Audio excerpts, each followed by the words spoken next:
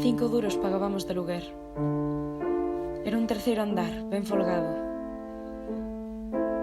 Pola parte de atrás daba o campiño e por diante a rúa de San Francisco. No segundo vivía a miña tía avoa. Tiña unha peza chea de paxeros disecados que só abría os días de festa para que os nenos disfrutásemos nela. Aínda vivía a miña nai e todos os meus irmáns vivían.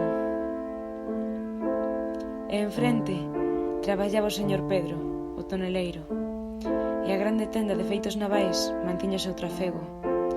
Na casa tiñamos pombas e, por suposto, un grande gato mouro. E o meu pai era novo aínda. E no mar do mundo, cada día descubría eu unha illa.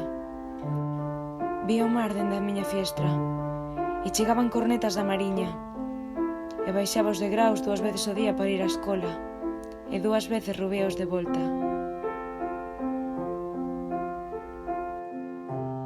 As mulleres entón usaban capa e corsé e íamos á aldea en coche de cabalos e a rúa estaba teigada de pregóns de xardiñas e de ingleses que vendían biblias.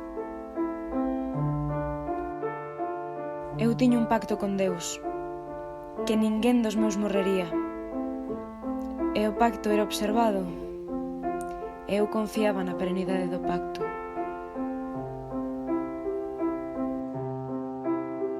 Todo isto fica tan lonxe que a duro poido aínda lembralo.